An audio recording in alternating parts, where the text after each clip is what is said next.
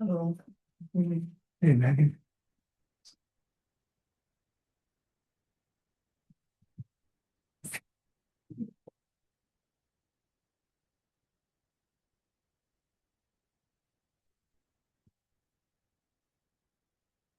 Recording in progress.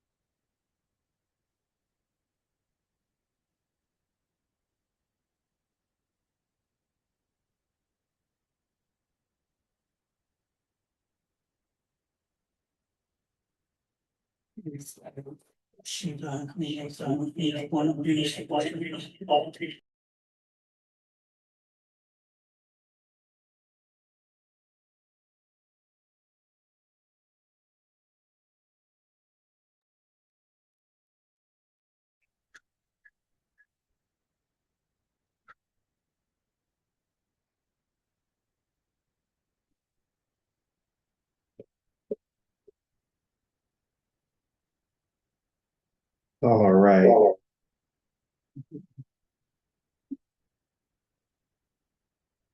Right.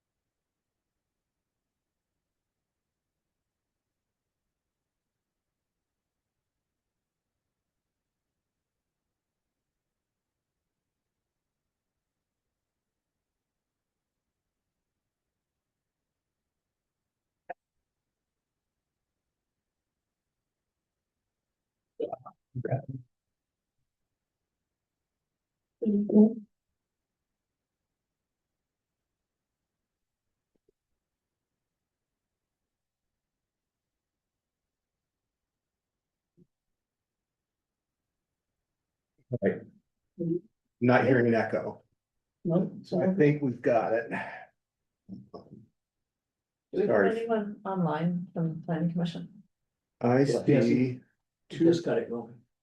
two participants and it's just me and that computer right now. Is it, we don't have a quorum. We're supposed to have, Melinda said there's four that. Yeah, but I don't Let me- know. Let me take a look at my email and just see. If any- Wilmer said he was gonna come, but I'm also wondering. Is there appointing someone tonight at the Oh, select did board he run meeting over to that? for the PC, although it's kind of late in the meeting. I noticed. Yeah, but it doesn't affect. Whether he's appointed to be the regular member or not, doesn't affect us. He can still, as a alternate, be part of our forum. Right, but he may be at the select board meeting. That's what I thought. Yeah, I don't have any attendees on the webinar or anybody asking to come in yet. Usually if it's a planning commission member, they attend and then we up them to panelists so they can participate. So I don't see anybody yet. Well, it's also only 2 minutes past, so. That's true. Yeah, so the only expectation is with my mind, next relations with the who knows me that will be here. Steve, Anna and Sheila is. And so on us.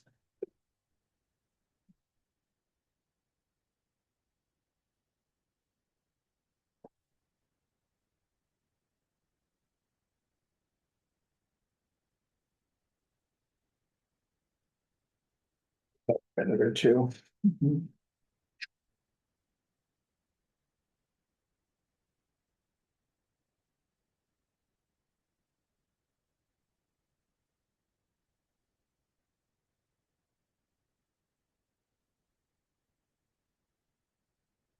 It's just us. I think you're the most immediate past chair.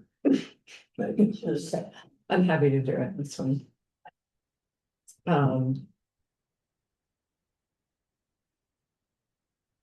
Do you want me to start now? Yeah, why don't you go ahead? Okay.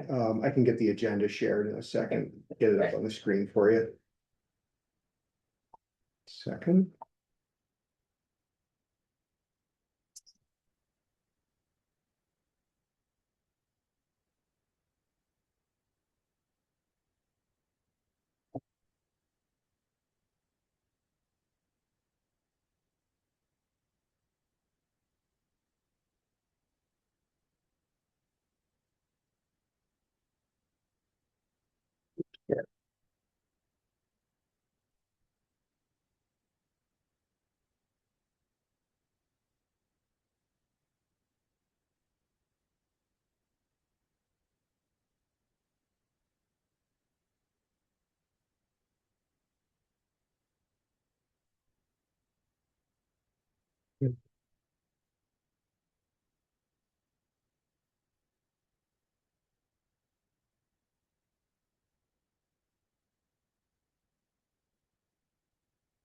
There you Probably close that audio window. Right? go. This one. Oh, that one, oh, that's, oh, this one, that's why. There we go. All right. So we'll come to order at 7:05. And we will start with public comment for items that are not on our agenda. And looks like we have public here. So, are you all interested in comment? Yeah, I'll start. Okay, Can you please make sure to say your name? Yep, That'd so be I'm super. Liz Jordan Shook and I live at 89 North Williston Road. Grew up in the village and live here now. I'm here and we're all here just to give some input on the the Habitat for Humanity Oak Hill development. And I just personally want to say that I'm not against affordable housing. I'm very pro affordable housing and Habitat for Humanity. What I want to see that, the end result there is that we have a development that has a positive, quality and high quality of life for those living there and those living in the village. So that's, so one of my concerns is, and I also want to realize that there hasn't, well, there was the article in the Observer. And that's where a lot of this all of a sudden started happening. It sounded like this was a really big thing and so one of the things I'm concerned about is the potential number, we'll say. The potential number and right now the unknown number. Both those things worry me. I'm worried about the density of housing in that area. If we're talking 24 maybe to begin with, if you think of that, doubling that or tripling that, you're talking, 80 plus 60 to 80 houses. And thinking that density, if you probably did the units and the people that could live in those units, 40. you're gonna have probably more people living in that very dense development than you will have in the whole village. I know the people who live in the village. I added up my fingers. You're gonna get way more people in this less, it's 12 acres or less, because there's the wetlands. And also it was my understanding with all the work that we've done at Taft Corners is, designated as our growth center or one of the growth centers. I'm concerned about the view sheds. If you come into Williston from Oak Hill Road, these folks have heard it before. My favorite view of the village is you at the top by the bridge, the highway bridge, and you see our church, you see all the village green and, and then you see the golf course. I'm concerned of that view shed. I'm also concerned of the view shed coming from the highway. When you think about Vermont and when there's, I think, one of the purposes of when the highway went through, you don't see a lot of development backed up to highways here. It's an open corridor. You can come through Vermont and you can think, oh, this is a really rural state. We don't have that kind of housing backed up against our highways. I'm concerned about the wetland animal habitat encroachment. I'm concerned about Allen Brook. It's one of those waterways that is, I think, I don't know what the status is. We could find out, but it's been highly polluted and there's been a lot of work to try to reduce that pollution. Worried about the runoff and, one thing I'm also concerned of that might not come up, if we do a habitat or a wildlife study. I'm really concerned about the noise those homes are gonna be backed up against that highway. And there is, I don't have the science, I can get that for people eventually, but there is science and research show that noises affect child development. You know, with the work that they did at the F-35s and that, it's not like F-35s, but it is loud. I hear it on the top of North Williston Road, 24/7. I can't imagine what it would be like, living that close to the highway. And the impact on early child development. Lastly, I'm concerned about the infrastructure and what we have to support affordable housing in the village, in a sense, like the walkability, how,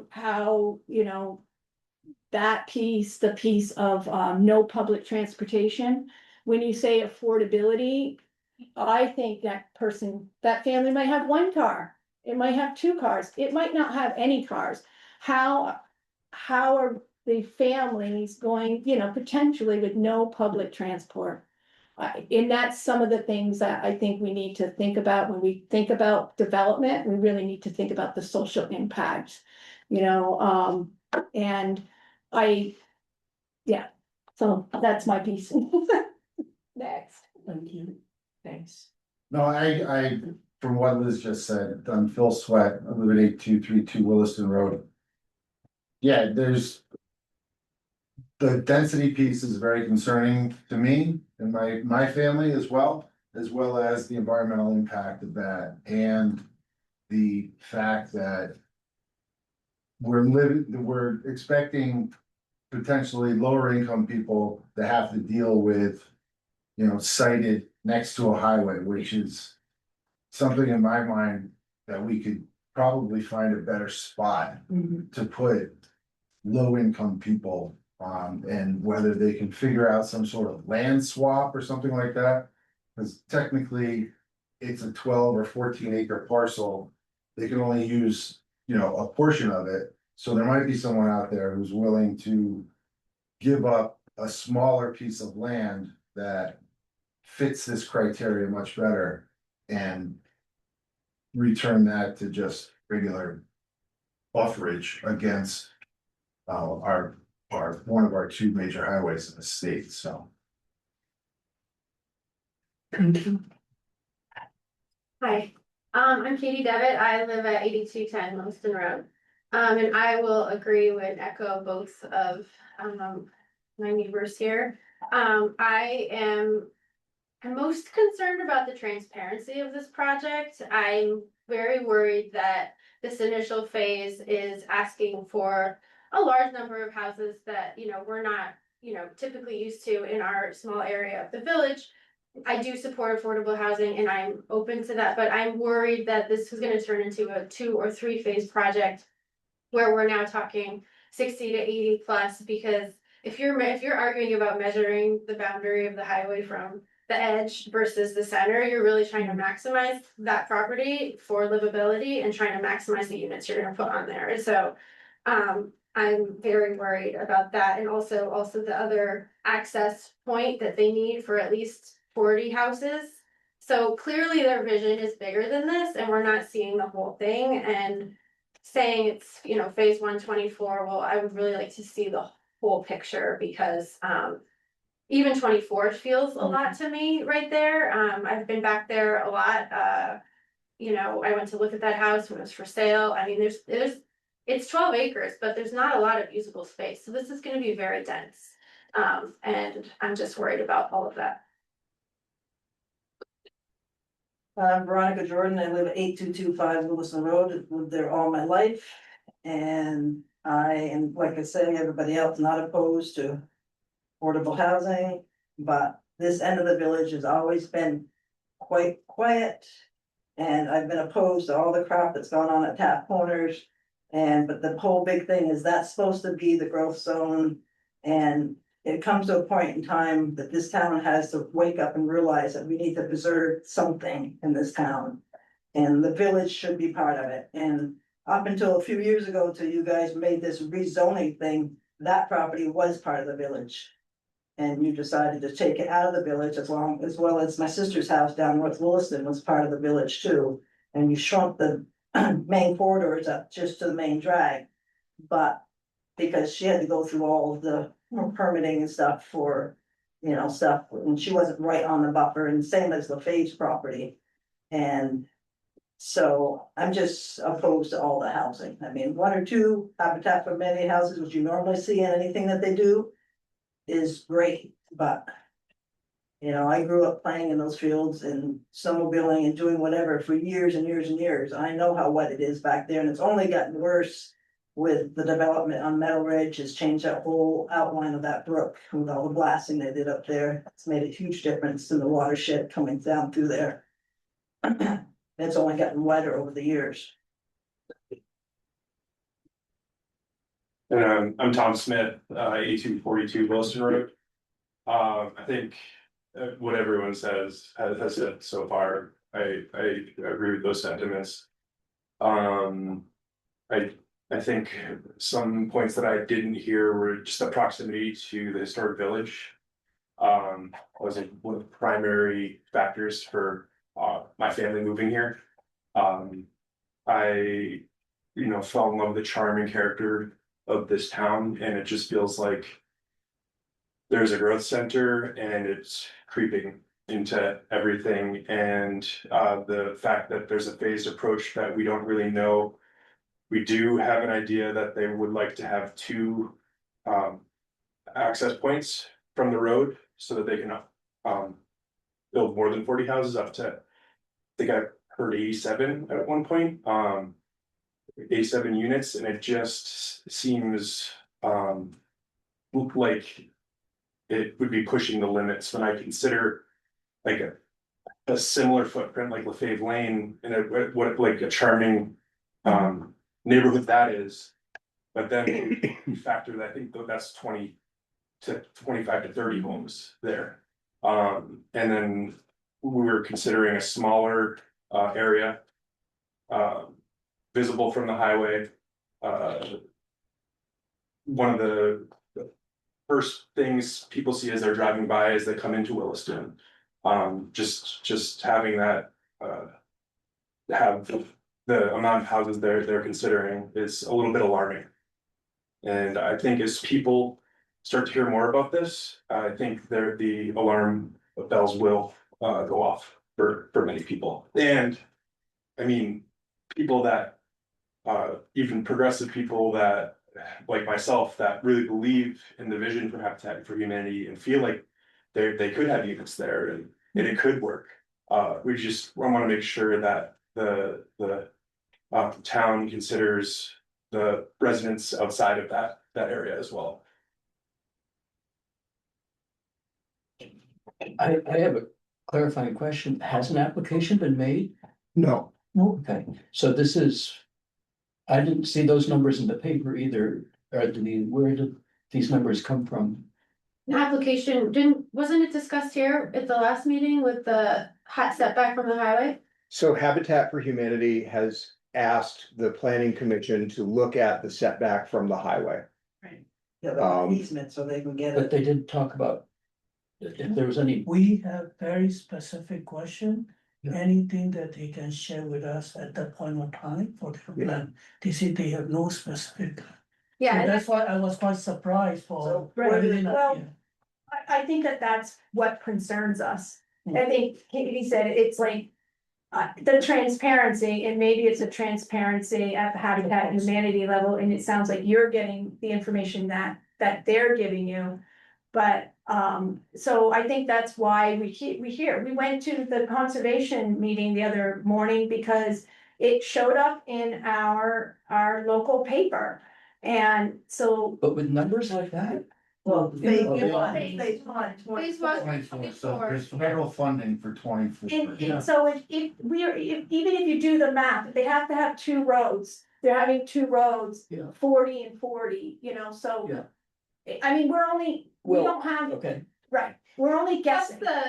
I think they have a little piece of extra property that was just donated. They're trying to maximize the footprint, so get over 13, and then the allowable density is like up to 7 units if you have the special consideration, so so it's clear they're trying to maximize the space.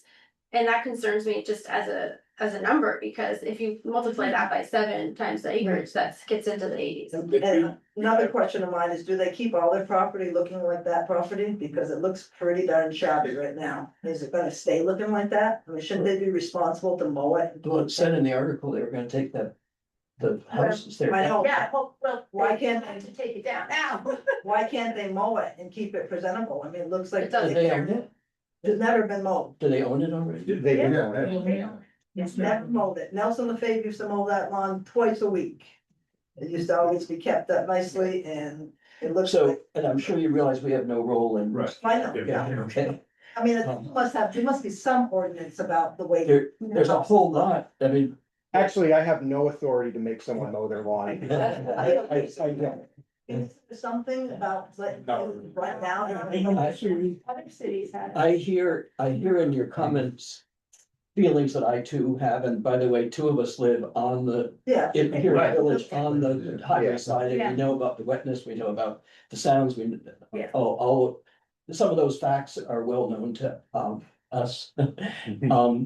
And, but your assumption is that the density can be more than I thought it could possibly be. Your assumption is that the plan is more than I thought it possibly could be.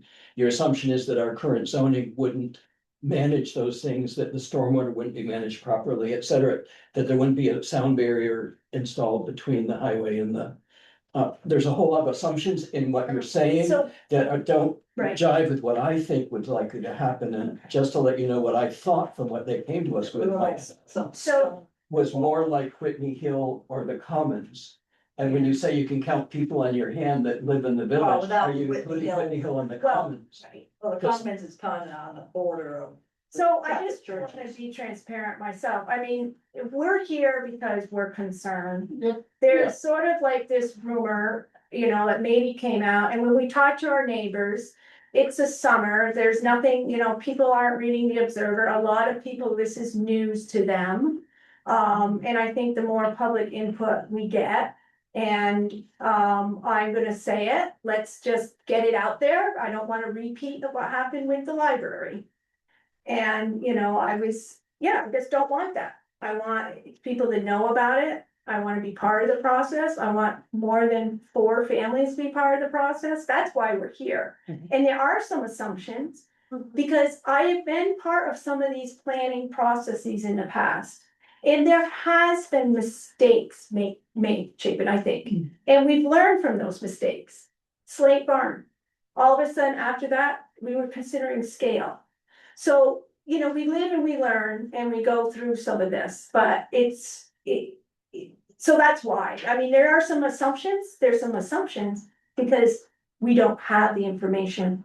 And they made it sound like it was a done deal in the article. If you haven't read the article, go No, back. I just read it before coming to the meeting. I read it last week, I read it this Yeah. week again. I mean, I did hear from Emily and said that there's a theoretical maximum density of 62 to 87 dwelling units. Yeah, It was, so we have information from Emily, and we've also been sleuthing online to find. Permit requests, from the Historical Society, even where they indicated that. Tearing down the house wouldn't have an impact, but what about putting 67 units, it's just like on the historical village. there's some contradictions. So we're just concerned that, maybe some questions aren't being asked because it is such a reputable organization that people love, and we're just hoping that you guys can keep an eye on it and, think about the broader community as well. We hear all of your concern. We'll take note of it. This is still very, very early stage of the voting. Yeah. We'll make it as transparent as we can, right? Everything that it will be public domain, so Do they? that's why you're. Is this the first stop for them? I don't. No. really- There are many, many Yeah. steps. But the first, would they come here to ask for all of these? So let me speak to that because it's important that We know. everybody kind of knows the roles in the process. So the planning commission in Williston is charged, among other things, with the development of zoning bylaw changes that might then be considered or adopted by the select board. So the reason Habitat spoke to the Williston Select Board was because we have a very large setback, 150 feet to Interstate Planning Commission, 89. I'm sorry. you said why? they Sorry, were- Planning Commission. Okay, thank you. So the reason the Habitat spoke to the planning commission was because in our bylaws, there's a 150 foot setback to Interstate 89. That setback is measured from the edge of the right of way, as are all of our road setbacks generally. And what Habitat had identified is that right of way flares quite wide around the abutment to the Oak Hill overpass. So where the 150 feet starts, as it relates to the pavement of Interstate 89, is different in terms of where that lands on that property that Habitat bought. And so they asked the planning commission to consider a bylaw change that might measure that Interstate 89 setback differently. The planning commission had a very preliminary conversation about it. No action is proposed at this time. So think of the planning commission as the place where laws start. Now, when someone wants to develop their property, almost all the time, where they're gonna start is with a different body, the Development Review Board. The Development Review Board is the judge in town. So this is the legislative branch, the Development Review Board is the judicial branch. They decide if the laws adopted by the town are being followed or will be followed by a proposal somebody makes for a development.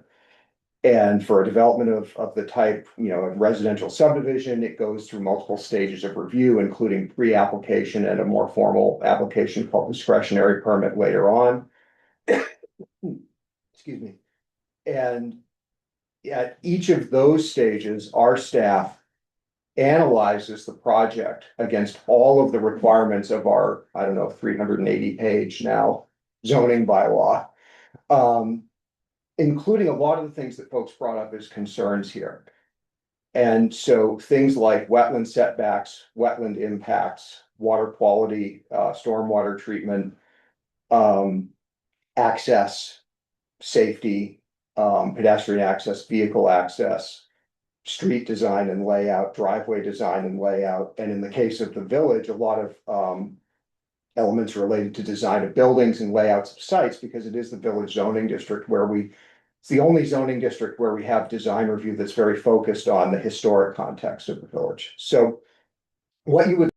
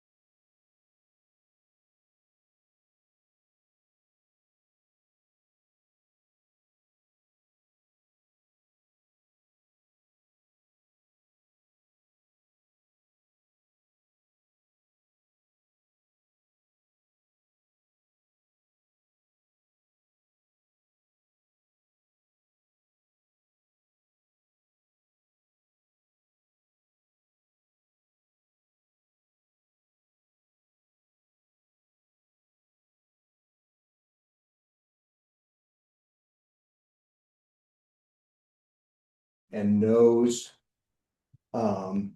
what the law is and what's being applied, it can be as effective a participant in that process as possible. That's really our goal. What we're striving for as a staff here in the town is that everybody's got really good information.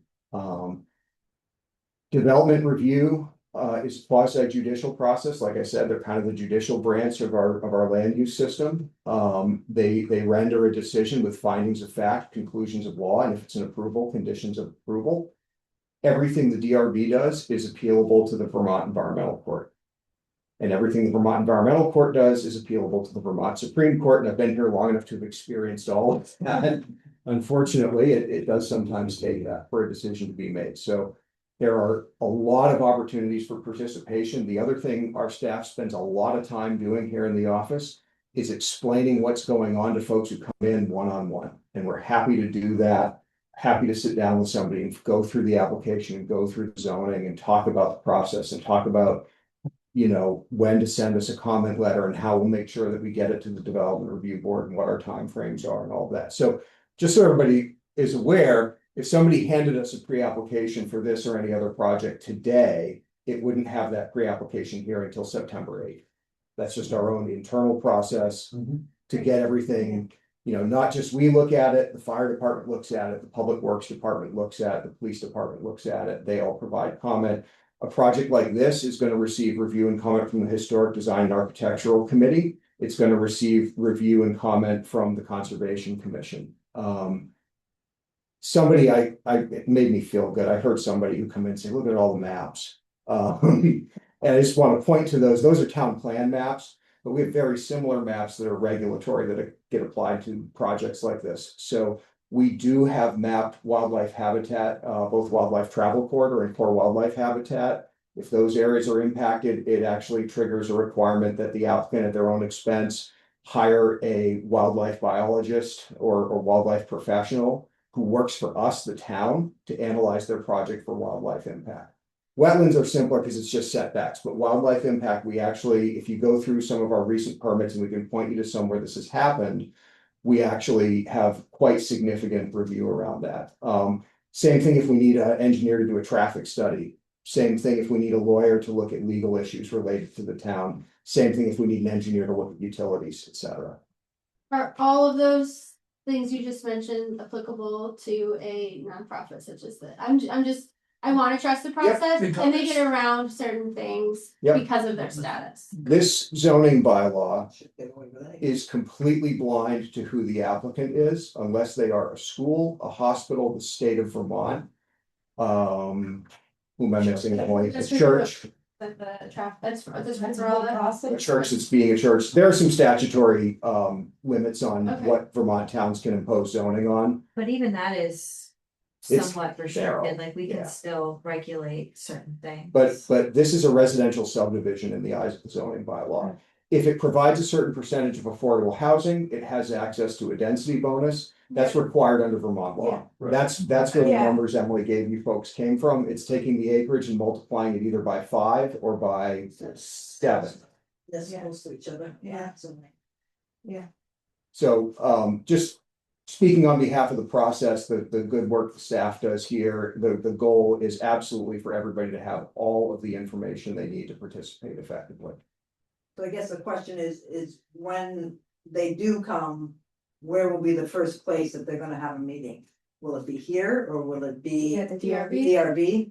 So the DRB meeting might be scheduled, but you might see them speaking with the Conservation Commission or HDAC first, because those boards need to write up comments that they provide to the DRB. We went, We went to- yeah, they didn't know it. It wasn't on the agenda. Yeah. Right, we did say They that, didn't- we crashed there for 7 o'clock.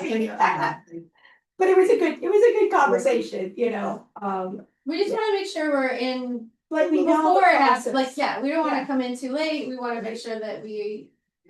We also saw notes, I think from some of your minutes where it said like houses that might impact in the area. And we weren't listed as, like, none of our homes were listed, even though it's being built behind. Property. I'm not sure, I mean, we may have had a conversation.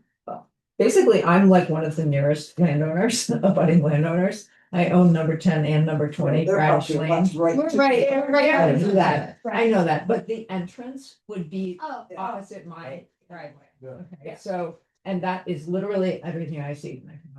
So I think we were just talking about like, oh, Chapin and I live right near that, and we happen to, be interested in hearing about Yeah. affordable housing options. So I think that was the extent of the conversation at that point. There was, if we were going to do that abutting landowner process, it would be extremely thorough.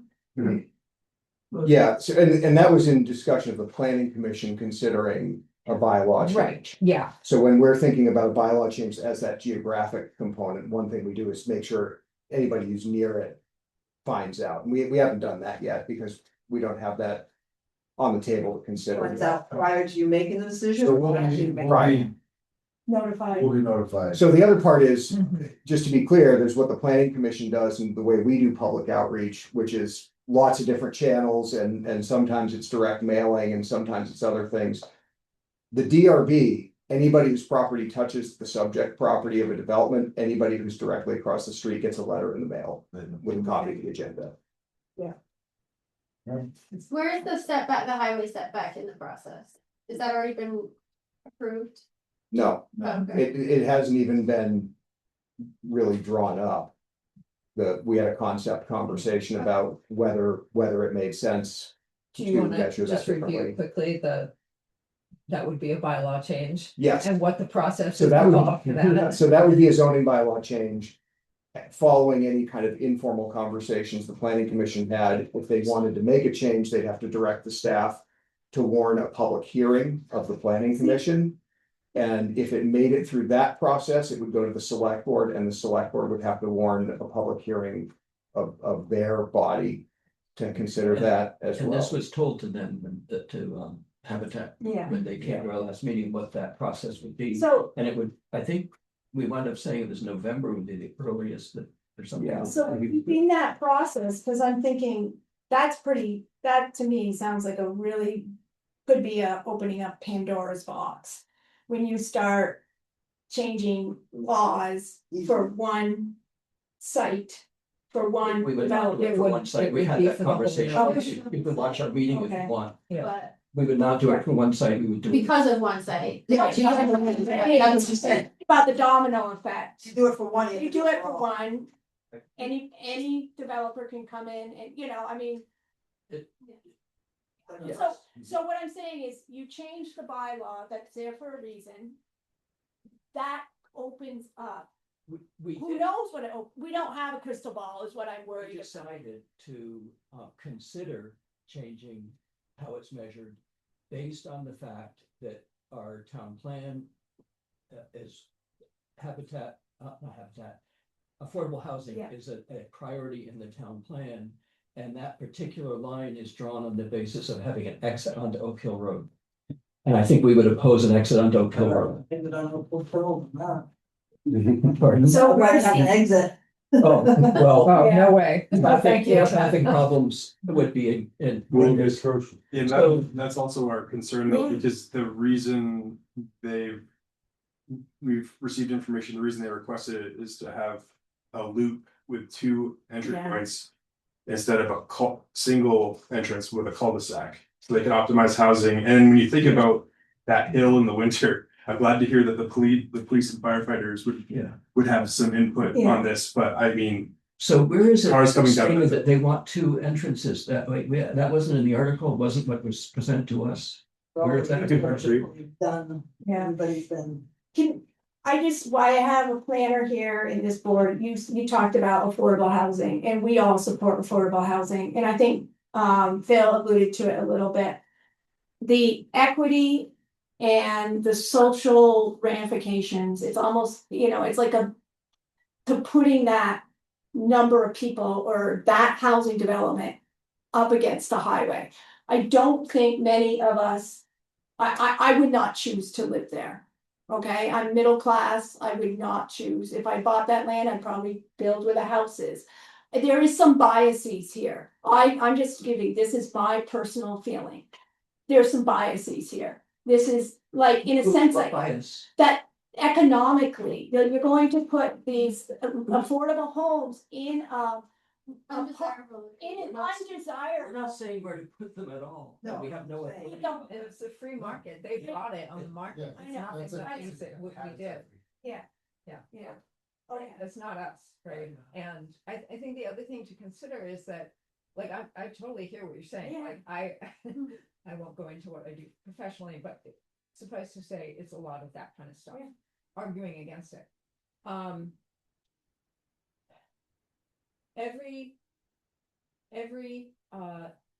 possible house location is gonna have a set of constraints and opportunities. And the value of it is a balance of those things. I was able to afford my house on 20 Bradish Lane in part because it literally backs up to the highway. I have that noise 24/7 and then some, if it's possible. And yet that also meant that my property cost less because it was less desirable.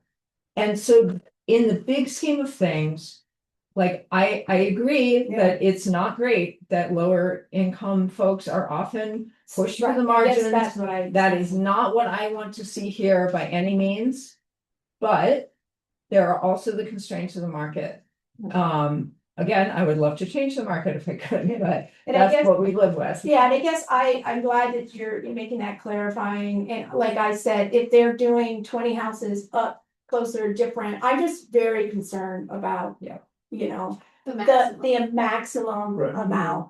You know, you could build a really nice neighborhood, that's what I want, I want somebody to have a really lovely neighborhood to raise their kids in. The thing that was Um, quoted to us was on the part where Nelson's house was. That would be a cottage court.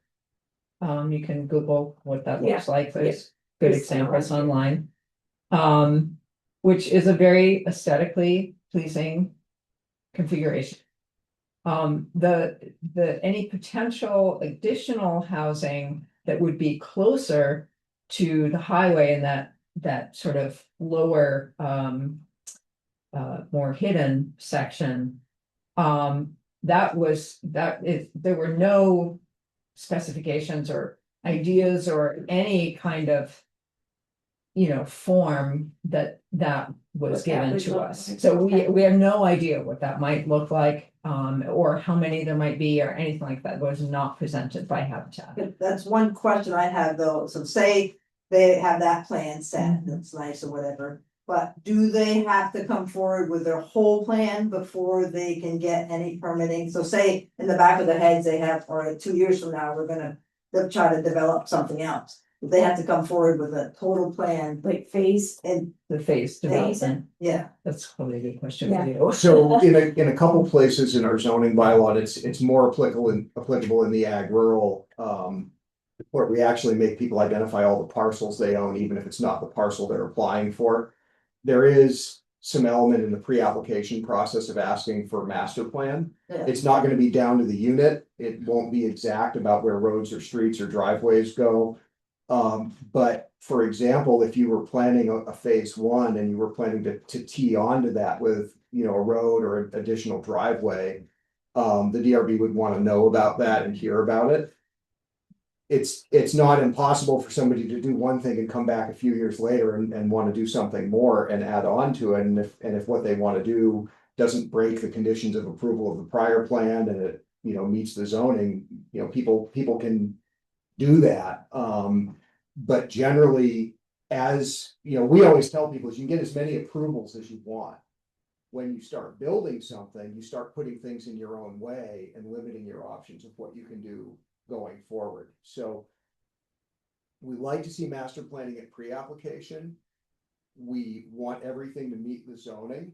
And also, if you build something a certain way and then you come back and look for, I barely ever use this word, a variance, because you put something in your own way, that's called a self-created hardship, and state law doesn't let you get a variance for a self-created hardship. So if you come in and say, golly, I built on this land and now I need to be in this setback for my second access road.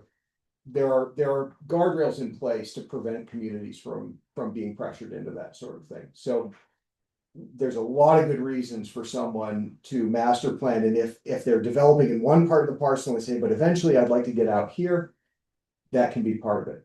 Unlike the ag rural district, there's not the strict open space set aside requirements in the village zoning district that we have there.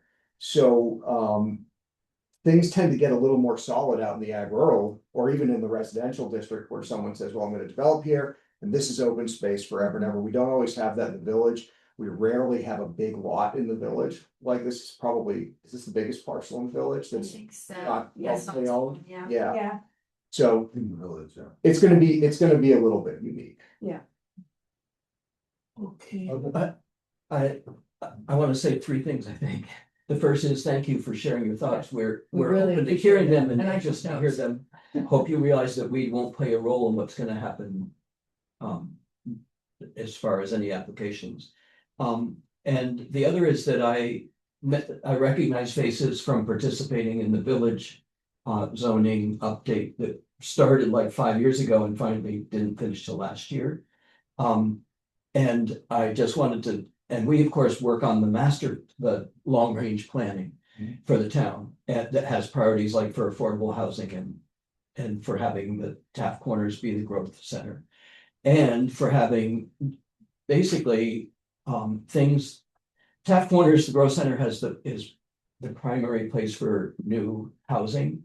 But anywhere in the sewer district is sort of the secondary place for that there can be more housing.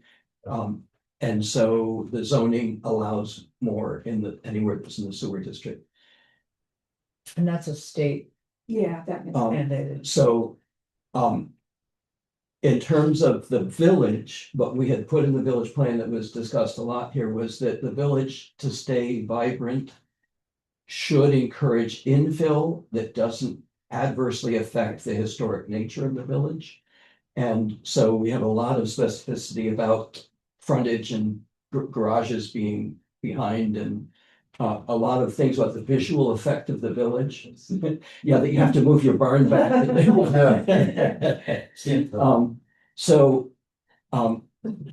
So what I want to say is, and in general, infill isn't possible because of wetlands. There's very little that can be done in the village because of wetlands. And so I just wanted you to be aware, if you're not already, that those are sort of the long range planning things that we have worked out through surveys and by the process that Emily ran 5 years ago. I mean, you know, support. Yeah. Yeah, Their and so I'm shocked at the numbers you're putting out and curious to see what happens, because I would share. Concern, yes. Yeah, and just so you're aware, that you had asked where I'd seen the information about the cul-de-sac and loop, there was a memo from Emily Heyman. On June 16th. That's me, what did I say? The planning commission. And it says Green Mountain Habitat for Humanity acquired at 99 Oak Hill Road. 12.4 acres, February 2026, is considering housing development for the property along Oak Hill near the existing dwelling, as well as in the upland portions of the fields near the center of the parcel. Due to wetland constraints, having to access land within the 150-foot buffer would open up an opportunity for more homes and serving the homes with a space-saving loop road rather than terminating in a large dead-end cul-de-sac. Oh, I thought that was a loop in the The two meadow. access points. Yeah, I I think didn't my hear about conversation, and these are, back of the napkin conversations with them, very rudimentary ideas.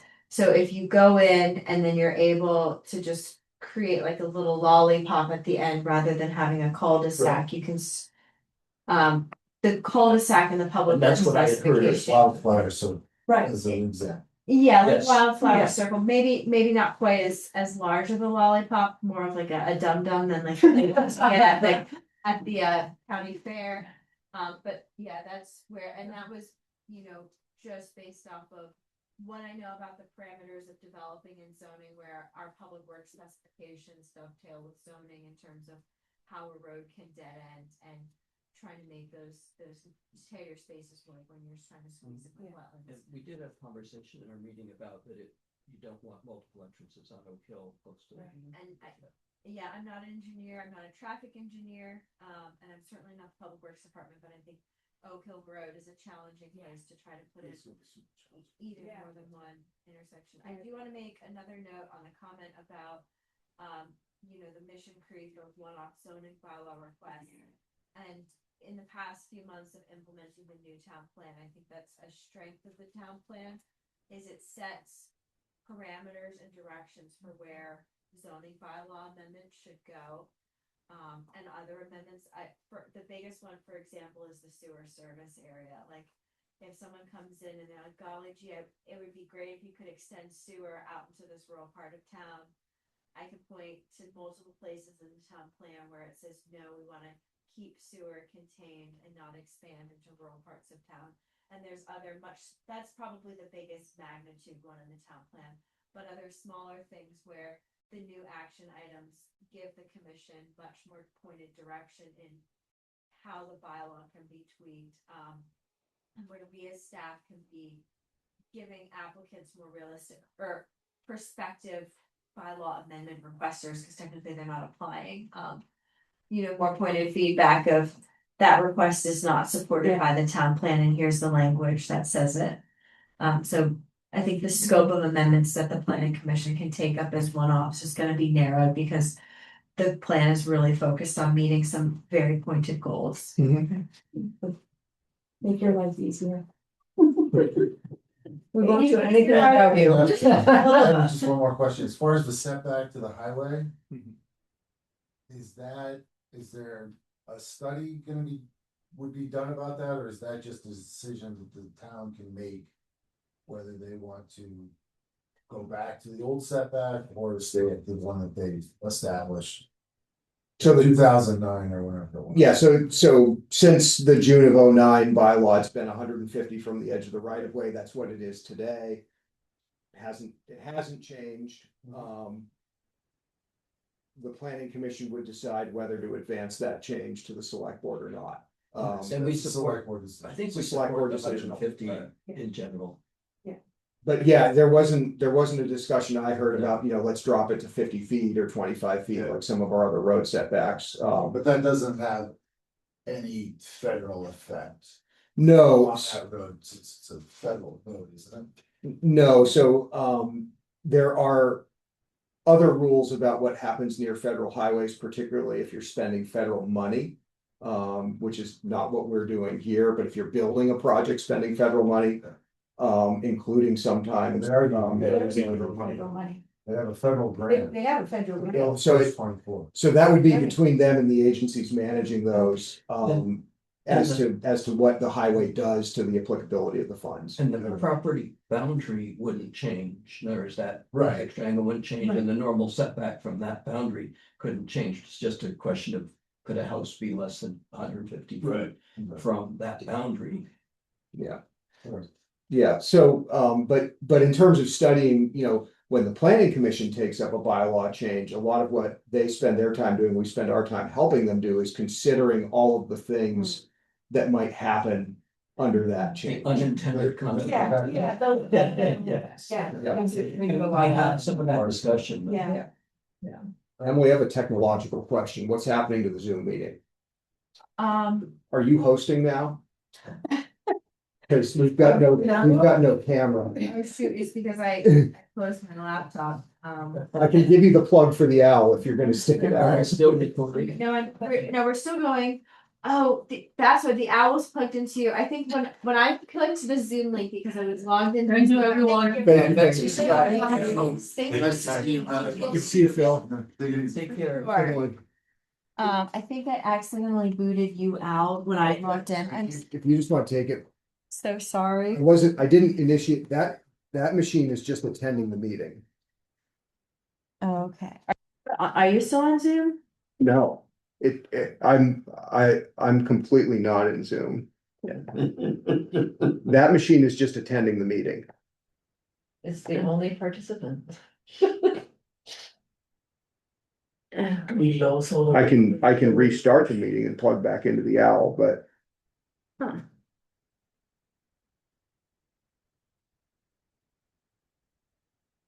then what planning commission link am I on?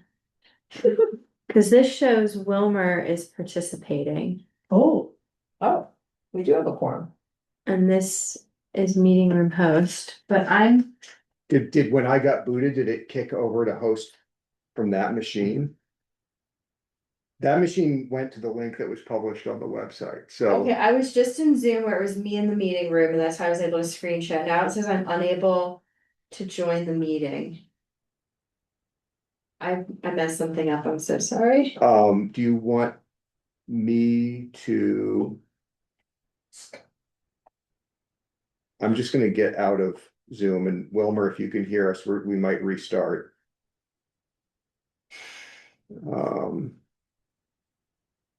Let's see. All right, I'm not in anything now.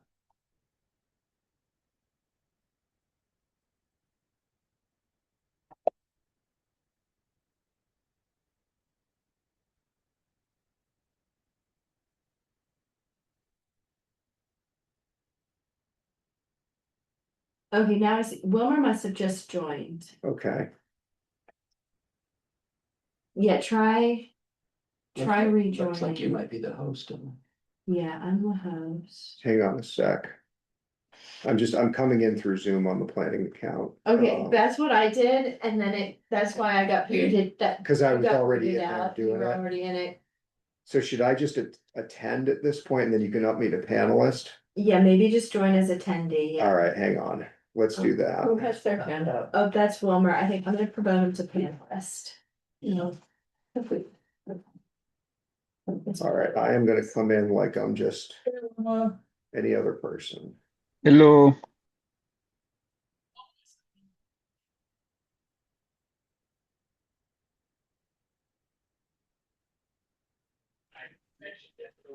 I think you lost your microphone because I cannot hear you anymore.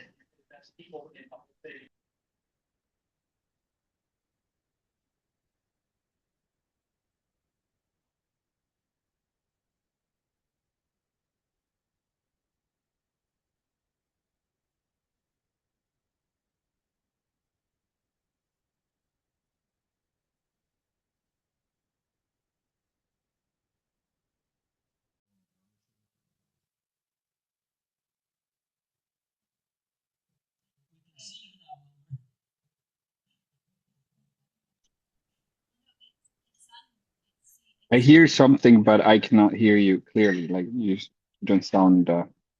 Can you hear us Oh, now? yes, now I can. Yes. Okay, I think it's something with the owl and not necessarily us. About now. And test- I wanted to apologize because my flights there were some issues with my flights and I was not able to join on time. Sorry about All that. good, all good. What time did you join? Just because we had Zoom issues. Just when you saw me, when you mentioned that I was in. Yeah. Okay, great, Okay, so awesome. then- All right, good, that's good. fine. That's- Okay, I think there's something happening with the owl microphone because the camera's working, but when I toggle it back over to microphone, can you hear me now?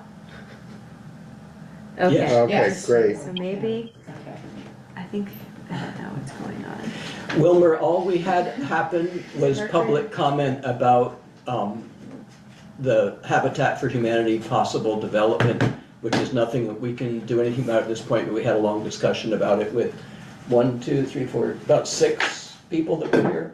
Did we get names of everybody for the minutes? I am. Okay. Yeah, cause I have no idea if I have a recording of any of that at this point, so. I mean, I knew a couple of them because Vermont. Are we recording now? Yes, it is recording with AI companion. All right. Good, let's go public, minutes. Great, so. The bylaw amendments passed. Oh, good. Okay. 1.0 is done. Well, 1.0 is done. All right, so I've been conscripted as the interim chair, or acting chair, I guess, for tonight. So we just finished public comment at 2 minutes to 8. And so now we have a chance to approve the minutes from July 7th. And now with Wilmer here, we have a quorum. Yay, we finally have a Hey, quorum. all So it's just as well your flight was You- delayed. You have to vote even though you weren't here last time, I Yeah, think. and me too. I was also not here. I looked at the minutes and they look very I was- straightforward. I was here though, kind of. Oh, you I were. attended the webinar. Good. Okay. What, was that wrong in the minutes? Oh, maybe it was. Let's see. We should check that. Other than that, I thought the minutes were fine. No, you say Wilmer, no, you say Wilmer is No, it absent. says Wilmer is absent, so Yeah, that's And it's incorrect. because of that yeah, Okay, so So we need to we'll- fix that. take that out. Except I'm not given, You don't have authority to I can't change it, I'm just making a comment, so somebody with power can change it. Okay. All right, any amendments or edits to the minutes? Chapin, you said they were okay. I thought they were okay. Okay, all in favor of approving the minutes as amended? I Aye. Approved unanimous. 4 out of 4. Great. So the next item on our agenda is an update on the RCD IZDW zoning district proposal. Do you wanna, I don't know who's gonna tell us about that? Yeah, so this is very brief, mainly letting you know that there's the landing page on the Yes. agenda. We created a new subpage under planning and zoning, so there's town plan and town plan implementation as a place to just land some of these bigger projects that we do over time. Thus far, I think I've gotten 2 survey results, a couple phone calls that have been, they got the letter, but then just called me about other things, like how an address was wrong for Rosignol Park, so everybody that orders pizza to Rosignol Park goes to their building instead. Oh my gosh. Or the address is wrong, like I think on Waze and Google Maps, even though the official address is correct, so Wow. that's the only comment thus far. And I went in and looked at the survey, although I didn't take it. It was nice to be able to review what the questions were. Mm-hmm. Is that gonna be in the Observer or anything like that, or is it really just for those targeted residents? Just for those targeted residents, so we did the mail out. And we were sure to try to get, if there was a difference between the owner mailing address and the site address, do a mailing to both, just in case there's a tenant. So hopefully we get some folks that way. If we want to get something in the Observer, we could. But the clock will be ticking on that. It looked good to me. And it also looked very non-pejorative. You couldn't tell from it what might happen Yeah. or not happen. And I would always view a survey as, number one, it's collecting input, number two, it's raising awareness that something might change with the zoning in the neighborhood. And it's part of a bigger picture of public outreach, so certainly, if a draft comes in front of the planning commission, we make sure people know about that too. It does say, considering changing the zoning to be industrial for these addresses. Yeah. And those addresses are clearly businesses or something, the only one that, yeah. And just that, we don't do these targeted mailings for every zoning bylaw. We certainly wouldn't do it for every even zoning district change, like we created tax corners and we did a lot of outreach, but there wasn't a direct mailing. I think it does make sense in this instance because we're talking about industrial residential, which is such a sensitive topic. And we don't rarely, or it's very rare that we change these district boundaries. So if it goes to hearing with the select board, making sure that they feel comfortable with the level of outreach that was done at the beginning. That's good. And we have a site visit coming up Yeah, it's 6, on August 18th. our August 8th. Wait, it's August 8th. Yeah, Tuesday, August Yes, 18th. our normal meeting time. Yep. Normal meeting day, Yes. but it's About 6. an hour early. Yeah. Okay. So some logistics on that, the public hearing for the town plan amendments are being delayed because CCRPC needs more time. So the community meeting was already warned for 7:30 in anticipation of like a 7:05 town plan public hearing. So we'll just have a little bit more wiggle room, like if the meeting doesn't actually start to 7:05 or 7:10 from the site From visit, getting we'll here. have some wiggle room and can get all the regular business done before this kicks off. Sounds good. Okay, next item is Recreation and Parks Master Plan. Yep. I know it says review in advance of September 15th, but are there things that you wanted to share or highlight for us today? Yeah, I want to give you just a brief tour of it, Fantastic. and we I can did talk a about a skim couple and it things. was very interesting. So I did a skim and put together a quick slideshow that I'll just blitz through if I can Yeah. I'm co-host, right? So I should just be able to just do this, like, there it is. Yeah, and while you get that queued up, on September 15th, we'll have a joint meeting with the Recreation and Parks Committee. Their first meeting of this, they take the summers off, is Thursday, September 10th. So if anyone wants to jump in on their meeting, and just having enough time between now and then to read through the master plan. Yep. So, set the stage a little bit. Folks on the planning commission might remember that we put a placeholder in the town plan last year, in Yes. anticipation of this, that this would be one of, I think, the 4 other town guiding documents, including Taft Corners vision plan and others that are basically considered for elevation as like the goals in this plan are also the goals of the town plan. So if the actions list in the town plan doesn't say specifically, you know, build a community center, but there's an action or an action leading to that in the master plan, it would be considered with the same weight for whatever that's worth as the select board puts together their budget, their capital plan, as the recreation department advances projects, et cetera. So we will likely, Emily mentioned, we're pushing back a couple of weeks on the town plan amendment that's mostly related to adding description of our land use designation areas, to also probably include saying this is now an appendix to the town plan, and should be looked at that way. So that's the decision point for the planning commission right now, is just that will likely come in that package of town plan amendments in your warrant hearing, likely in early September. We have the joint meeting set up so that there can be some face time between the planning commission and the recreation committee to talk about where they see the town going, where they see the facilities going, what the facilities needs look like. And I've been through the rec master plan. These are summary slides that are more talking points than anything. Go to the plan for the facts and the context, but this will get you through sort of the structure of the plan and all the way into the implementation side, which I think is the most interesting. Yeah. And there's a table of contents without page numbers, so you have to figure out where chapter 7 is on page 82. So there was, just like the town plan, there was a whole big public process for the rec master plan. There's some really nice pictures of that in there. And some discussion of just like how do Williston's public parks fit in with everything that's going on in town that's public or quasi-public. So we have country parks, we have conservation areas, there are also private open spaces and private parks that generally have good public access. And there are the things we really think about as our community parks, which is where a lot of the detail from the plan comes in.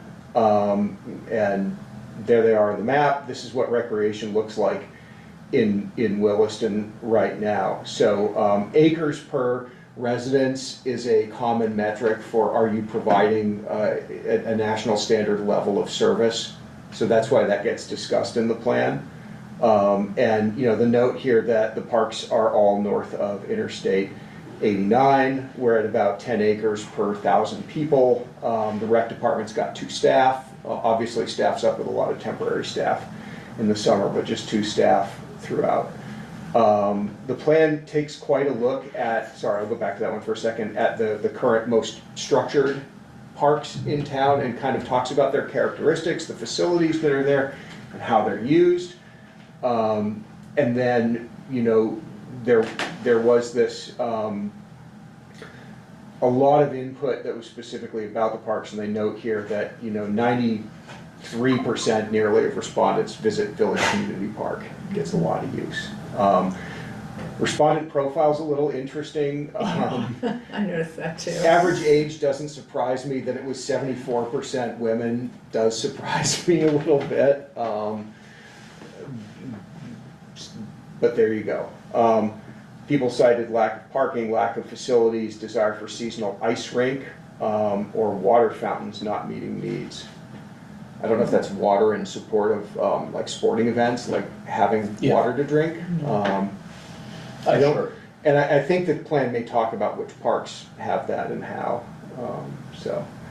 What do people want to see? accessible walking trail, swimming pool, no surprise there, swimming pools are always big. Dog park right in the middle, Chapin, you mentioned the conversation about It's the that. fifth most frequently mentioned thing in the general questionnaire. Mhm. And the top thing on the specifics for a given park, wanting to add it. I was interested to see the high number of respondents wanting an accessible walking or hiking trail, because it's not input we get about the country parks very often, like could some of these be more accessible? It's just interesting that people call that out as such a high need, and such things can be built and exist and are wonderful, so. I think it's a good idea for Abazi Manahani, the Yeah. Island Park. Yeah, you know, really great thing to have accessible off of your multi-use path system if Yes. you can too, because, you know, someone can roll there. Yes. Yes. And then can get into something a little more primitive, but still usable. Yeah, I have to say, just on a personal note, my nephew from Colorado was visiting last week along with my brother. And my nephew is 24 and in a wheelchair. And we went over to the Oak Ledge accessible treehouse, and it was awesome. Yeah. Like, everybody loved it. My Yeah. elderly parents, my disabled nephew, and everybody in between. Like, it was fantastic. And it really, having him visit for 5 days really made me so much more aware of the limitations of, and also opportunities.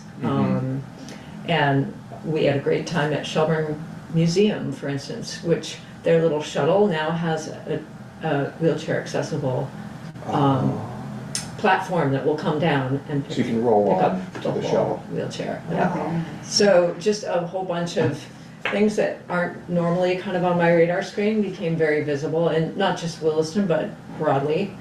And yeah, so I think that's, you know, if we can keep that as an important item, like, definitely. I think also, I think back to it's a separate issue than housing, which we have heard a lot in past years from the group of folks looking for longer term housing for folks with intellectual or physical disabilities.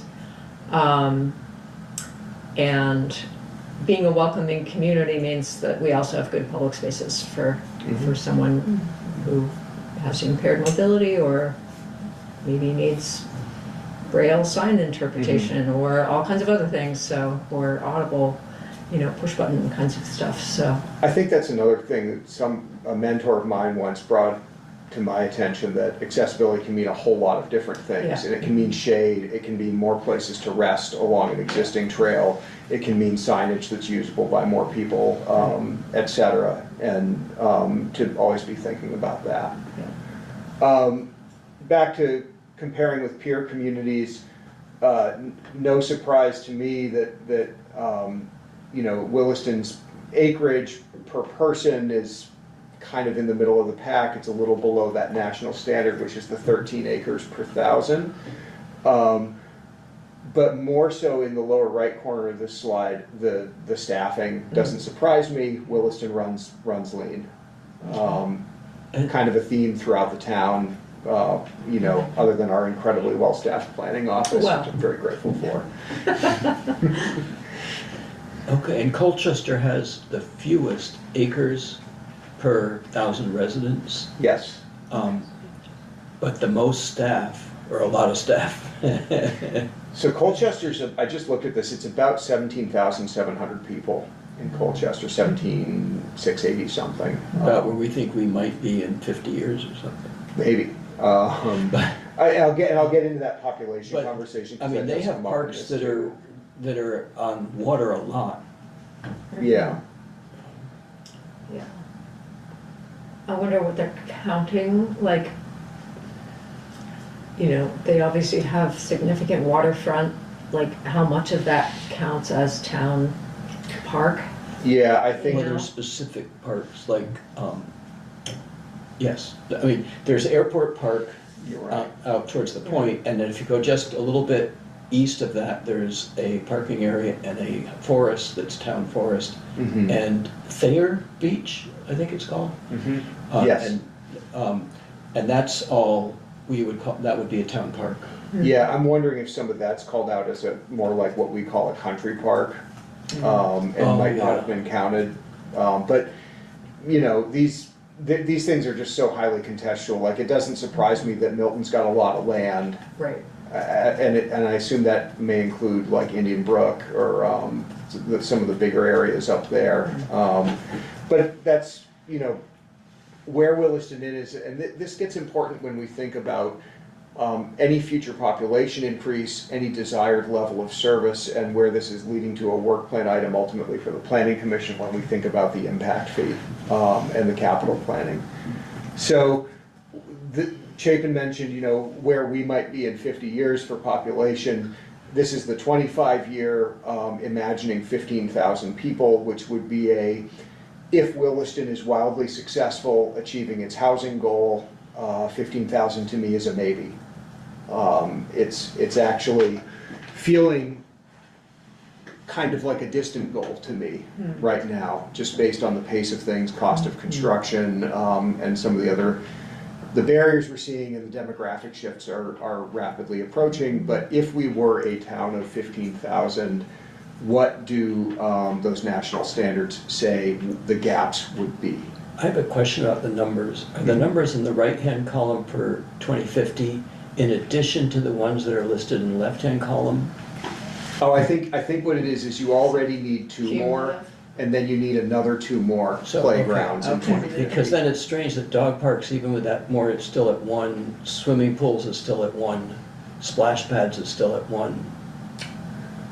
Yeah, I think those things, So we must, it's like if you're a community from 9 Yeah. to 20,000, I you see. need one pool. I see. Right. I see, yeah. And we could look at So those. we don't break into a new category on those. Okay. Right, exactly. So yeah, you know, starting to think about, you know, just nationally, what's the standard around communities providing facilities like that. So recreation impact fee, this is in the zoning bylaw, so it's in the wheelhouse of the planning commission.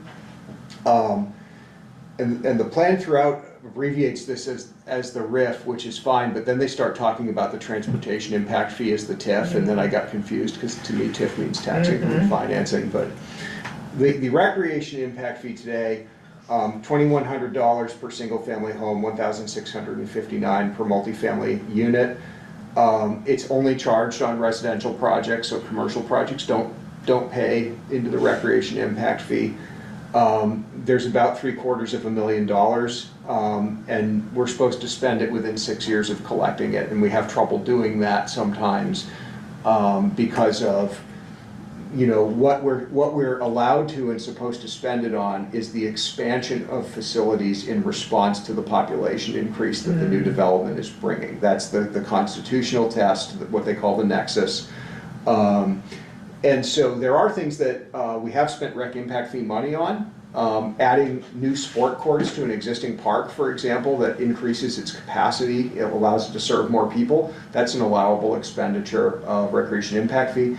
There's also written into the recreation impact fee a split, and some multi-use path projects can be proportionally funded to some degree out of the rec fee and to some degree out of the transportation fee. And there's a really good discussion of that in the report. I don't know that my slides captured it super well here, but talking about maybe simplifying some of that in the impact fee. So then there's this set stewardship enhancement and transportation framework. So there are tables of projects in the report that are listed under these categories. So what are the things that we need to just take care of? What are the things that we can make essentially better and probably increase the recreation level of service in town? And then transformative, like building an indoor community center or a pool. And we can talk about that a little bit. And then you see those total numbers down below. So increasing in size as we get more towards the transformative end of things. And yeah, you know, what's in the capital plan versus what is that need? There's a big gap. It's a pretty high variability gap, somewhere between 12 and 42 million dollars is what you need to start thinking about coming up with. And you know, basically saying in the report, let's look at that recreation impact fee, but let's also be realistic about what it can do. And what else can we go after? There could be tax increment finance districts that partially fund rec facilities. There's other ways to get money. You know, there's the idea of bonding for a project and then keying your recreation impact fee against it, working with local businesses. And also they talk about this facility rental fund and program fund. So really starting to run some of those rec facilities on more of an enterprise fund, which is like how the Maple Street Pool in Essex is operated, or how Williston's water and sewer programs are operated. They're self-encapsulated in their own budgets, not part of the overall town budget, but handled separately. And sometimes, you know, in the middle of the summer, happened to me a couple weeks ago, I went to a select board meeting for something else, and you know, there's Bruce and Christine talking about the sewer budget. I'm like, it's not December, why are we talking about the budget? And they do that intentionally. They run those budgets opposite the annual cycle, so they run them on a different cycle. I think the budget turns over on the calendar year, so that the select board's not trying to do all that budget work at once.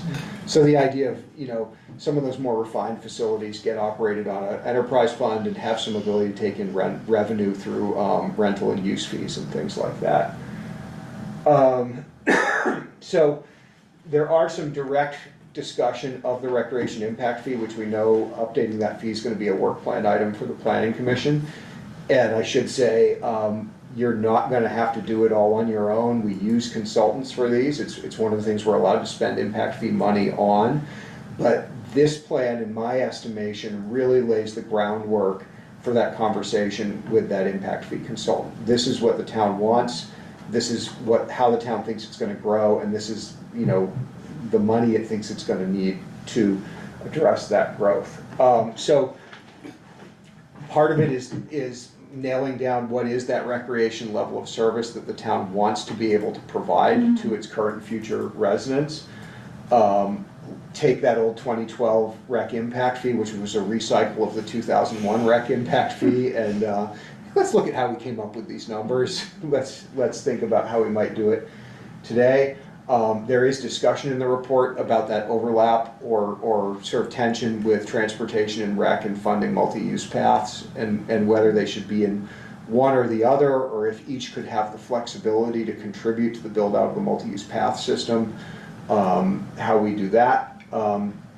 Apparently too, and I learned this reading the report, there's been this, I want to say it's more than a tradition, but a way of working of not using more than 50% impact fees towards anything. And the report calls that out and says, well, if you have a facility you're building that you entirely need because of new growth, you legally could use 100% impact fees to build that facility. If that makes sense, why not do that? You know, just spend the money. And then talking about also being clear that recreation impact fee could be used to service bond debt. Yeah. And I think that makes a lot of sense when you're talking about a facility that's a big reach, and you know, your anticipated rec impact fee revenue becomes one of the ways you're telling the bond bank you're hoping to serve that debt. And I think you could do that today. I think what's really nice about bonding for stuff is, number one, you bond for it and then you have it and everybody gets to use it. So you're not just collecting money for 25 years saying, well, your kid will never use this swimming pool, but maybe their kids will. You say, we built this swimming pool with a bond and we're collecting money from every new resident that comes in, or the development that brings them in, to fund that. So there's these goals called out, you know, looking at what we have, balancing with population growth, looking at community park expansion, enhancing connectivity, access and accessibility to community parks. And this is a place where I'd say, go look at the plan, look at some of the maps, look at the idea they put in of a community park on Old Creamery Road, which is Yeah, kind of out there, but geographically it was like, I think it was like, let's imagine something south of I-89, just for fun. I think you'd be better off on Oak Hill or South Road, but that's me. Well, Yeah, also- something with like Lake Iroquois or something. Yeah. we could take one of our country parks, like, and add, what do they call it, when you have exercise? Yeah, Fit structures. Trail or. Yeah, so take Five Tree Hill Trail and put some of that along it, or some, in other words, there's ways to add some of the park amenities without having a space that's Yeah, you can do things in a more rural a community park. context. Yeah, There's also a lot of discussion that we don't get as big into with programming and events through the rec program, and talking about expanding that level of service that's not directly facilities related. And then obviously talking about greater opportunities for indoor recreation. There's the Creamery map, I did get it in here. And also that, in addition to the existing sites, they added things like thinking about something happening on the Glazer property, where that was a component of the development there. Thinking about citing something that's an indoor, imagining a pocket park in Taft Corners, what we would probably think of as the Trader Lane Green, although it might be something somewhere else too. And then, that Creamery Road one. And, they talk about no household in the growth center more than a 10-minute walk to a park, no more than 20-minute walk to a park in the sewer service area, and then we're kind of silent about once you're out in the ag rural, but at least that 10-20 framework for the denser parts of town. what surprised me is they added the Glazer property as a possible overlook park. Mm-hmm. They're talking about the 11 acres, not about what's gonna be built by the development, right? Correct. Yeah. But they didn't put dog park. And so all their estimates don't include costs for a dog park, even though it came up as something needed to be added based on the metrics, So it wasn't based on drawn in. requests. So I'm shocked that they don't say anything about the dog park. And one reason is that the place that I submitted to them as I thought we should do it will be much easier to do before Glazer has property owners. Mhm. Because it's the land across Mountain View from there, Mhm. where the water tower is, the Yep. water sunken tower.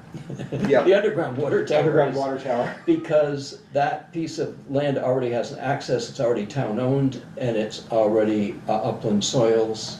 It's got so many things that would make it a fine dog park. But if you then have a bunch of people saying NIMBY, you may even get people who want to be living at Glazer because there's a dog park that they can walk to. But you also may get people that are already there that don't want a dog park, even though it'd be across the street, it Yeah. would be. in the That neighborhood. property, I know you suggested it, it Yeah. may have been off the consultant's radar because although we think of it as town-owned, Bruce Hoare would always correct me that it's water district owned. Not meaning Champlain Water District, but the Williston town water district. Water Enterprise Okay. owns it. Well, I know Betsy Um, Esserman would have given it to the town. Yeah. In fact, she did. But nevertheless, there are paths to thinking about that. Yes. So there are these nice drawings of expansion of facilities or reworking of facilities at Yes. some of the parks. I don't have the Glazer one copied here. I just have the Allenbrook, but I can page you over to that. A And then whole lot of talking the about some of improvements those are parking. enhancements. It's unfortunate that at each of the parks, a lot of the improvements, the capital improvements are parking. Yeah, and I think it's something we don't think about as often, like when I'm working with Dave in the conservation world, but because a lot of the parks host games and tournaments, there are these times of very high demand, and I think about, like if you're at Allenbrook, it's usually a school parking lot that's not being used for a school parking lot at that moment. Hopefully central, but sometimes Village Community Park in Central School, there's like a big soccer tournament over there, and I've seen people parked, you know, along the street, on the side streets in Williston Village, and filling the town hall parking lot, et cetera. So it is a challenge, and it's one that people experience. So this talks about, you know, stuff that's sort of the lower end versus the higher end of the sort of that middle column, the improve stuff. Also, again, talking about potential funding sources. So, you know, this I think is, yeah, this is the end of me. You know, the first part is just to get the thing into the town plan, you know, possibly with, you know, at least a memorandum of comment to the select board about what the planning commission thinks of it all, but I wouldn't be recommending changes to it right now, just saying this is great, and you know, here's some ideas. And then where you will see that project list come back is in the context of the project list and cost estimates that will inform a recreation impact fee, and an updated one. And then we'll be staffing the impact fee pretty much out of this office, but in consultation with the rec program. But they've done the groundwork to create that project list for us. What we'll have to do is work with them and the consultant to talk about how much of that project list do we think is actually going to get worked on over the life of the fee, and then what's the per unit cost look like, and then depending on what that number is, how does that compare to peer communities, and, you know, essentially, is that palatable to the select board ultimately? Because it will be more than $2,100 a unit. They, one of their primary goals is to balance facilities with population, and they note that there's no park in the Taft Corners district. And it seems like it's kind of lean on, they talk about wanting another one there, but again, it didn't make it into the list of plans. And we've talked about having at least a playground, which it says we need more playgrounds on the town accessed stuff next to the pond, by Shaw's. So to me, that's another gap, is not having something more specific about the Taft Corners area. I agree. They just talk about pocket park stuff in that area. Yeah, and you know, yes, there are some private facilities for some of the developments in like Finney Crossing and so forth, but to me, that's a different kind of set of users, and, you know, the nature of public spaces is that we've all kind of bought into it, and it's not exclusionary based on, you know, whether you have whatever it is, the pass card or swipe card or something like that to get into the neighborhood pool. You know, so I would really love to see some expansion of, you know, something beyond Pocket Park for Taft Corners. And I guess I did have a question, which is that if we approve this and say, yes, it should be added to the town plan, what is the process of that approval? Does it have to go all the way through everything? Public hearing, select board, all that stuff, okay. And so I think I'm answering my own second question, which is, if we want to change this, like if we want to say, oh, Creamery Road is really not a good spot, how about, you know, over, you know, somewhere else on Oak Hill Road or something like that, does that require the whole public hearing, select board kind of process too? What I would probably suggest, and we can kind of talk about this with the select board and the manager's office as well, and with the rec department and rec committee, would be that the planning commission who will be the ones originating the town plan amendment, would convey the recreation master plan for adoption into the town plan, and with the letter of transmittal, call out some of those things that you're talking about and say, that, you know, this is me paraphrasing, but sort of like, Right. this is great.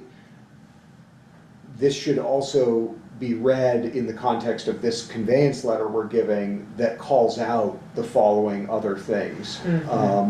That there should be a public park of significant size and utility in the growth center.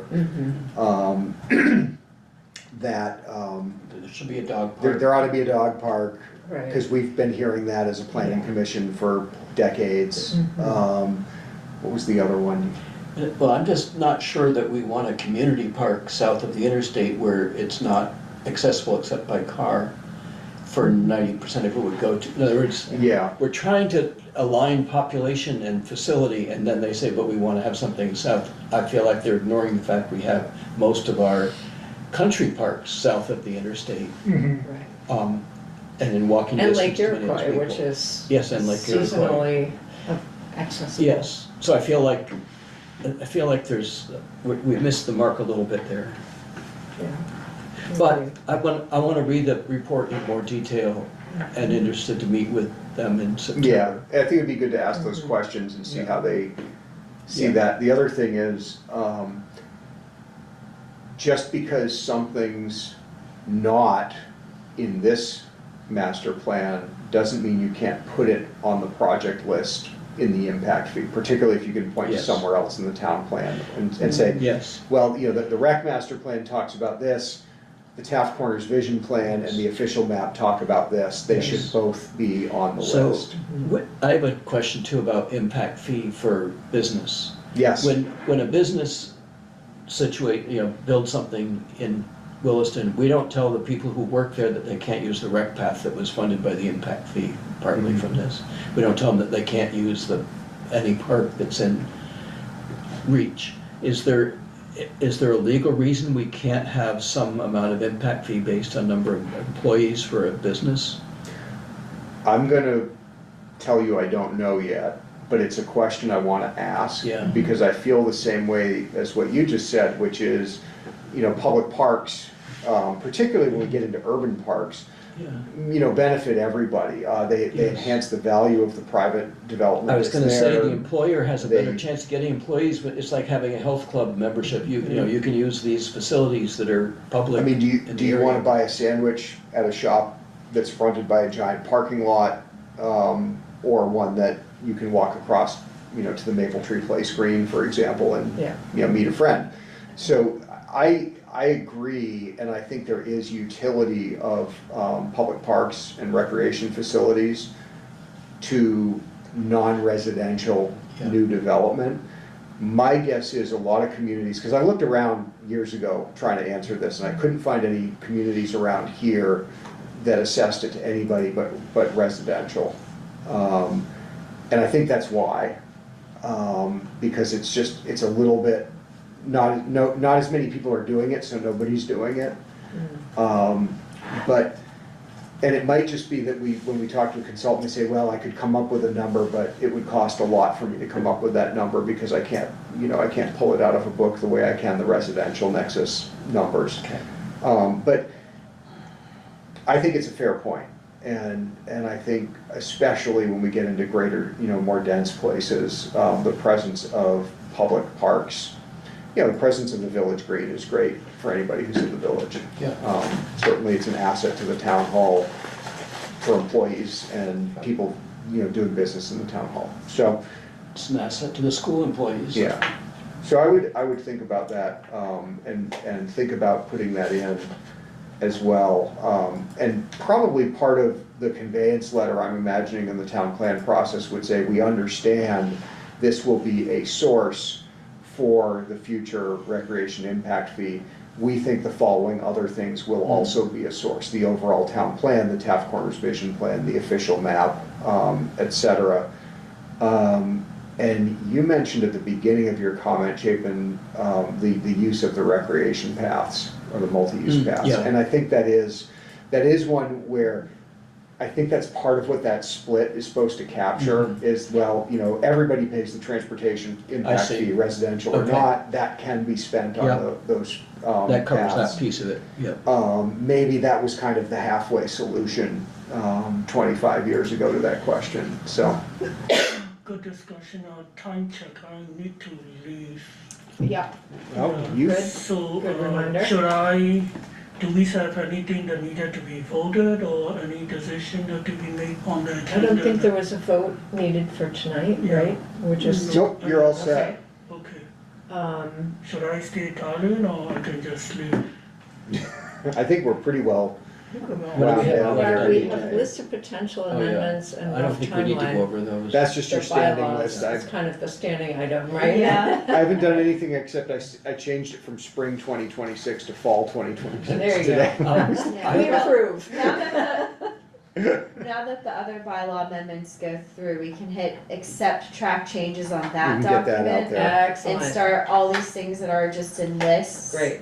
Can now go into the actual bylaw, cause we Yeah. weren't sure like if everything, if it didn't land right, yeah. And Wilmer, are you traveling? Thank you Yes, so much for taking the time to join us. Yeah.